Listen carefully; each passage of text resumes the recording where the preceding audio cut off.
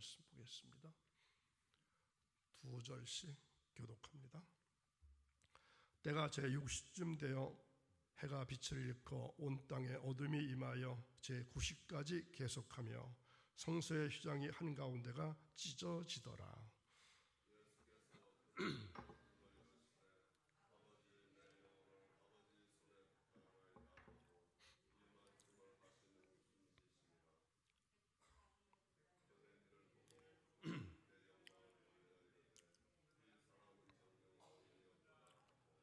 이를 구경하려 모인 무리도 그된 일을 보고 다 가슴을 치며 돌아가고 예수를 아는 자들과 갈릴리로부터 따라온 여자들도 다 멀리 서서 이 일을 보니라.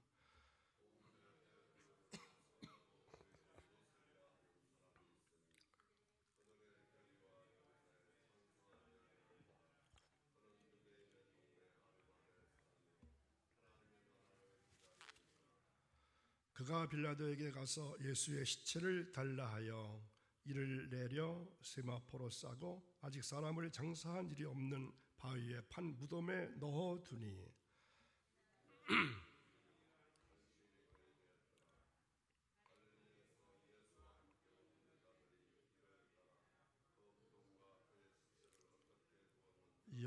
이어서 있습니다. 돌아가 향품과 향유를 준비하더라. 계명을 따라 안식일에 쉬더라. 아멘.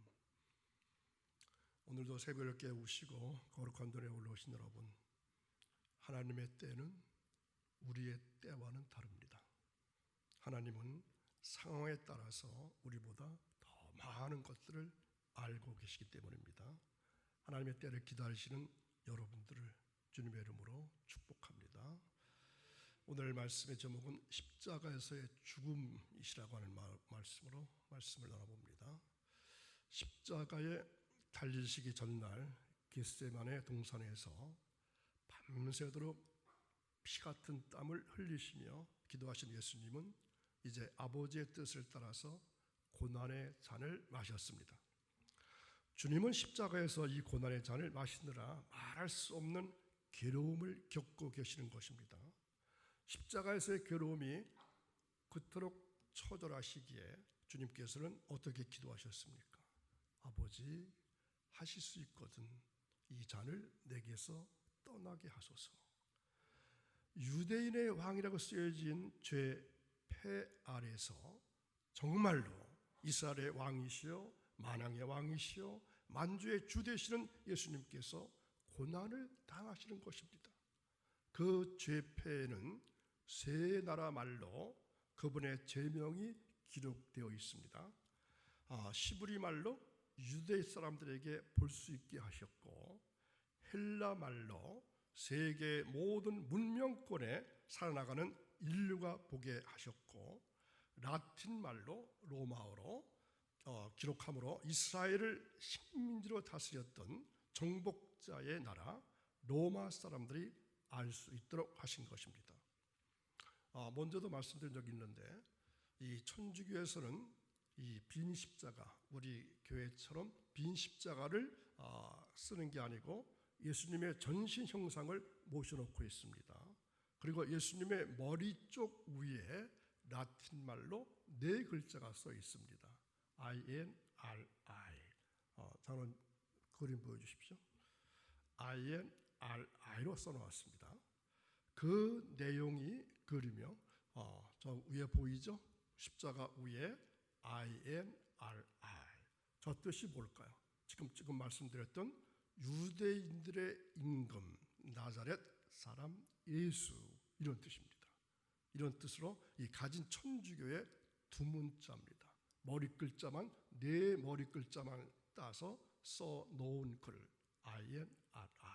유다인들의 임금 나사렛 사람 예수, 이런 뜻입니다. 예수님의 죽음으로 이루신 구속 사역의 결과로 변화받은 또 한 사람을 오늘 말씀에서 볼 수 있는데, 그는 예수님을 장사 지낸 누굽니까? 아리마대 사람 요셉이었습니다.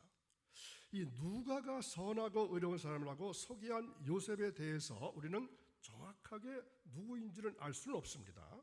다만 우리는 아리마대 사람 요셉이 예수님의 숨은 제자 중 한 사람으로서 사내들인 공회원이었고 하나님 나라를 기다리는 의인이었음을 성경에서 찾아볼 수 있습니다. 이 아리마대 사람 요셉은 공회에서 예수님에 대한 재판이 열릴 때 적극적으로 예수님을 변호했습니다. 하지만 무리들이 감정이 격해지기 시작했고 또 요셉 자신도 군중 심리에 휩싸인 무리들 앞에서 자신이 예수님의 숨은 제자다 이렇게 밝힐 수 있는 용기는 갖지 못했던 것 같습니다. 그런데 이상하게도 예수님께서 죽으심으로써 모든 것이 끝나버린 듯한 분위기일 때 아리마대 사람 요셉이 오히려 자신을 공개적으로 드러내서 예수님의 시신을 장사 지냈습니다. 요셉은 가장 어려운 때에 가장 힘든 결단을 내렸다고 볼 수 있습니다. 자, 주님께서 십자가에 못 박힌 시간이 몇 시라고 말씀하고 있었죠? 제3시입니다. 이 성경에 나오는 시간에다가 시간으로 현재 시간으로 환산해 보면 어떻게 하면 될까요? 6을 더하면 됩니다. 그러니까 3시면은 몇 시입니까? 9시가 되는 거죠. 그러니까 예수님께서 못 박힌 시간은 현재 시간을 환산해 보면 9시경 정도, 성경에서는 3시로 나타나 있죠. 그런데 제6시에 해가 빛을 잃었습니다. 6시면 몇 시가 되는 거죠? 12시, 9시는 3시, 오후 3시. 그러니까 낮 12시에서 오후 3시까지 어둠이 임했다는 것입니다. 무려 3시간 동안이나 온 세상에 어둠이 깔린 것입니다. 이것은 두 가지 뜻을 가지고 있습니다. 주님의 고통에 모든 그의 피조물들도 얼굴을 가려운 것입니다. 우리도 우리 자식이나 집 어른 중에서 중한 병이 또는 사고로 중상을 당하거나 그랬을 때 그 모습을 안타깝게 여겨서 심한 경우에는 이 얼굴을 가리우는 경우가 있습니다. 십자가에서 고통에 괴로우시는 주님의 모습 앞에 만물까지도 얼굴을 들어 바라볼 수 없었던 것입니다. 두 번째 생각할 것은 이 같은 일은 하늘의 한 징조로 보여주신 것입니다. 자, 주님이 태어나실 때에도 하늘에 징조가 있었죠? 별의 징조가 있었습니다. 동방 박사들은 이 징조를 보고 베들레헴으로 가서 아기 예수님을 경배하게 되었습니다. 마지막 주님께서 재림하시는 날에도 하늘에 여러 징조로 보여주시겠다고 예언하셨습니다. 인류의 죄를 지시고 십자가에서 죽으시는 예수님의 이 같은 놀라운 일에 어찌 하늘의 징조가 없을 수 있겠습니까? 이런 현상은 갈보리에 모여서 주님의 십자가를 바라보는 모든 사람들에게 놀라운 반응을 일으켰습니다. 갑작스러운 어둠의 놀람과 두려움이 그곳에 가득 찼다는 것입니다. 백부장은 이 같은 일을 보고 하나님께 영광을 돌리면서 어떻게 말했습니까? 과연 이 사람은 의인이었도다. 백부장이란 로마 군대에 속한 고급 장교입니다. 그는 로마 사람이요 하나님을 섬기는 사람도 아닙니다. 아마도 예수님을 갈보리까지 끌고 온 군관들의 책임자라고 여겨집니다. 그런데 그의 입에서 십자가에 못 박힌 예수를 향해서 의인이었다고 하는 탄성이 나왔고 그의 입으로 하나님께 영광을 돌린 것입니다. 그뿐만이 아닙니다. 이를 구경하러 모인 무리도 그 된 일을 보고 나서 모두 다 가슴을 두드리며 돌아갔다고 말하고 있습니다. 그들은 죄 없는 예수님을 십자가에 못 박으라고 빌라도에게 고소한 자기들의 죄가 부끄러웠을 것입니다. 갈보리에서 이루어지는 모든 징조를 바라볼 때 그들의 마음속에 그가 하나님의 아들이시라는 생각을 가지게 되었다고 생각됩니다. 그들은 자기들의 잘못을 뉘우치고 가슴을 친 것입니다. 이런 징조로 인해서 그들은 두려움에 사로잡혀서 다 집으로 돌아갔습니다. 갈보리에 이제 얼마 남지 않은 무리들만 남아 있습니다. 예수님은 십자가상에서 모두 다 7마디 말씀을 남기셨습니다. 이 말씀을 십자가상의 7원, 십자가에서 말씀하신 7마디, 이렇게 말합니다. 그런데 그 맨 마지막으로 남긴 말이 무엇이었습니까? 아버지여, 내 영혼을 아버지 손에 부탁하나이다. 이 마지막 말씀 마치신 다음에 주님은 숨을 거두시게 됩니다. 주님은 자기의 영혼을 아버지 손에 부탁하셨습니다. 사람에게도 죽어도 그 영혼은 살아있습니다. 그리고 그 영혼을 주관하시는 분은 하나님이십니다. 그러므로 주님은 그의 영혼을 아버지 손에 부탁하십니다. 전도서 3장 21절에 보면 이런 말씀이 있습니다. 인생들의 혼은 위로 올라가고 짐승의 혼은 아래 곧 땅으로 내려가는 줄을 누가 알랴. 아멘. 우리들의 혼은 위로 올라가고 하늘로 올라가는 것입니다. 우리 모든 그리스도인들의 마지막 유언은 바로 주님께서 마지막 남기신 이 말이 되어야 할 것입니다. 여러분이 언제인가 하늘나라 가시기 전에 숨을 거두게 됩니다. 그 직전에 예수님께서 기도하신 것처럼 하나님, 제 영혼을 아버지 손에 부탁드립니다. 받아 주옵소서. 이러한 기도하시고 가시면 얼마나 좋을까요?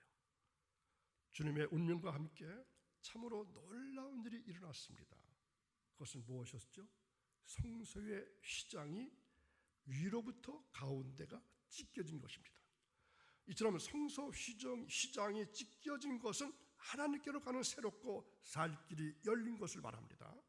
우리가 은혜의 보좌 앞에 나가서 기도할 수 있는 것은 주님께서 그의 육체의 죽으심으로 말미암아 하늘의 지성소로 들어가는 길을 열어 놓으셨기 때문입니다. 우리가 이제 짐승의 피를 가지고 지성소에 들어가는 것이 아니라 이 휘장을 찢으신 그리스도의 피로서 들어간다고 말씀합니다. 자, 그 말씀이 히브리서 10장 19절에 나타나 있습니다. 그러므로 형제들아, 우리가 예수의 피를 힘입어 성소에 들어갈 담력을 얻었나니 그 길은 우리를 위하여 휘장 가운데로 열어놓으신 새로운 살 길이요 휘장은 곧 그의 육체니라. 아멘. 우리가 다 왕같은 제사장이 되었다는 것은 이처럼 옛날에는 대제사장만이 1년에 한 번만 들어간 지성소에 그리스도의 피를 힘입어 항상 들어갈 수 있기 때문이고, 주님은 십자가에서 이 길을 열어 놓으신 것입니다. 이제 이 일은 이제 구약 시대는 막을 내리고 예수 그리스도로 말미암은 은혜 시대에 들어갔음을 알리시는 하나님의 방법이십니다. 성소의 휘장이 없어진 사실은 제사장이 필요 없다는 것과 희생제물이 더 이상 필요치 않음을 말해주는 것입니다. 지성소는 하늘 보좌로 옮겨줘서 우리 주님이 영원한 대제사장이 되셨고, 이제 그의 희생은 우리의 영원한 제물이 된 것입니다. 여러분, 지성소에 대해서 알고 계시나요? 이 성막 배울 때 공부하신 걸로 생각되는데요, 오늘 말씀과 연결되어 있기 때문에 아주 중요한 말씀이라서 조금만 말씀드릴까 합니다. 자, 지성소 그림 보여주십시오. 지성소는 시브리 말로 거룩함 중에 거룩함, 최고의 거룩한 곳이라는 뜻입니다. 최고의 거룩한 곳, 거룩함 중에 거룩함, 최고의 거룩한 곳이라는 뜻입니다. 천국 혹은 주님의 임재를 상징합니다. 성막의 가장 거룩한 곳 안에 있는 지성소는 이스라엘 가운데 거하시는 하나님의 특별한 거처였습니다. 지성소는 길이, 너비, 높이가 똑같은 6평 정도의 작은 방입니다. 그곳에 주님이 계셨습니다. 자, 지성소에 들어가는 대제사장은 자기 자신을 정결하게 씻어야 하고 특별한 옷을 입어야 하고 하나님의 직접적인 임재로부터 자신의 두 눈을 연기로 가리기 위해서 태울 상을 가져와야 되고 죄를 대속할 피를 가져와야 합니다. 인간은 죄악이 많아서 함부로 지성소 안을 들여다보거나 들어갈 수 없는 아주 지극히 거룩한 여호와의 보좌를 말하기도 합니다. 자, 저 그림에서 어느 쪽이 지성소일까요? 큰 쪽이 아니라 작은 쪽, 휘장으로 가려져 있죠. 저 안쪽입니다. 넓이와 높이, 넓이, 길이가 똑같은 6평 정도의 방입니다. 지성소는 바로 휘장에 의해서 성소와 구분되어 있습니다. 함부로 지성소에 들어가거나 보게 되면 죽음을 면치 못합니다. 오직 대제사장 한 사람만이 1년에 그것도 꼭 한 번씩 속죄일에만 들어갈 수 있는 거룩한 공간이기 때문에 평상시에 성소에서 여호와를 섬기던 제사장들과 이스라엘 왕조차도 들어갈 수 없는 공간이었습니다. 대제사장이 이곳에 들어가서 제사를 드릴 때에도 만약의 사태를 위해서 다리에다가 끈을 묶고 들어갑니다. 그래서 한 끝은 성소의 바깥에 나와 있게 합니다. 왜 그럴까요? 혹시 대제사장이 저기 안에 들어가서 이 죽게 될 경우가 혹시 있지 않을까? 그래서 이 달린 제사장의 발에 달린 방울 소리를 듣고 지성소에서 제사를 지내는 대제사장의 생사를 확인했다는 것입니다. 만약 대제사장이 그 안에서 죽어도 시신을 거두러 지성소 안으로 들어갈 수가 없습니다. 왜 그렇습니까? 따라 죽게 되기 때문에. 그래서 그 시신을 끌어오기 위해서 이 다리에다가 끈을 묶고 들어가게 됩니다. 지성소 안에는 언약궤가 있고 언약궤 외에는 속죄소가 있는데 이 방에서 대제사장이 이스라엘 백성들을 대신해서 해마다 죄를 속죄하는 것입니다. 이 구약 시대의 이 성소와 지성소는 두꺼운 휘장으로 인간과 여호와의 관계가 죄로 인해서 철저하게 분리되어 있음을 나타냈습니다. 자, 그럼에도 불구하고 여호와가 자신의 독생자 예수 그리스도를 인류에게 보내셨고 예수 그리스도가 인류의 죄를 대신해서 십자가에 못 박혀 죽으심으로 해서 인간과 여호와 관계는 예수님을 통해서 다시금 이어지게 되었습니다. 이것은 신약 성경에서 예수님께서 십자가에서 숨을 거두자 말자 성전의 휘장이 둘로 갈라졌다는 기록을 통해서 알 수가 있습니다. 성전의 휘장은 바로 지성소와 성전 안의 다른 공간을 구분하는 역할이기 때문입니다. 우리 개신교는 그렇지 않지만 이 가톨릭과 정교의 교회 건축은 이 전통적으로 이 제대가 있죠. 신부들이 앞에서 제사 드리는 그 제대가 이 평신도들의 이 회중석과 공간을 나누어서 구분되어 있습니다. 그래서 이렇게 좀 공간을 칸막이처럼 해놓은 것을 볼 수가 있습니다. 또한 이 같은 일은 주님이 하셔야 할 아버지의 명령을 온전히 이루신 일을 가리키는 것입니다. 자, 빌립보서 2장 8절 말씀을 보겠습니다.